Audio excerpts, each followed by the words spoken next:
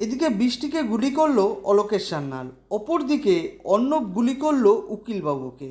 চলুন বন্ধুরা জেনে নিই সাথী সিরিয়ালের আগামী পর্বে কি ঘটতে চলেছে।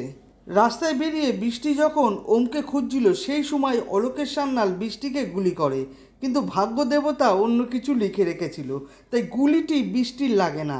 এরপরে বৃষ্টি বুঝতে পারে কেউ তাকে গুলি করছে, ফলে বৃষ্টি সেখান থেকে পালাতে থাকে, আর বৃষ্টিকে সেই সময় ধাওয়া করে অলোকেশ সান্যাল। এইদিকে নিজের কাজ কমপ্লিট করে চেম্বার থেকে বেরিয়ে উকিলবাবু যখন সুজয় ব্যানার্জির বাড়ি যাচ্ছিল সেই সময় উকিলবাবুকে ধাওয়া করে অর্ণব। কিছু দূর যাওয়ার পরে উকিলবাবুকে গুলি করে অর্ণব। উকিলবাবু মাটিতে লুটিয়ে পড়ে। সামনেই ছিল একটি চায়ের দোকান। চায়ের দোকানের লোকজন ছুটে আসে উকিলবাবুর কাছে। সেই লোকগুলি একটি গাড়ি ডাকতে যায় উকিলবাবুকে হসপিটালে নিয়ে যাওয়ার জন্য।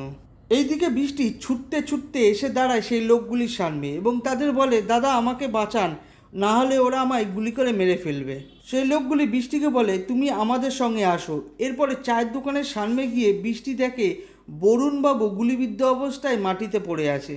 বৃষ্টি বরুণবাবুর দিকে ছুটে যায় এবং বলে, কাকু আপনার এই অবস্থা কি করে হলো? বরুণবাবু বৃষ্টিকে বলে, বৃষ্টি তুমি এখান দিয়ে পালাও, না হলে অলোকেশ সান্যাল তোমাকে এবং তোমার সন্তানকে মেরে ফেলবে। বৃষ্টি বলে, আমাকে এবং আমার সন্তানকে অলোকেশ সান্যাল কেন মারবে?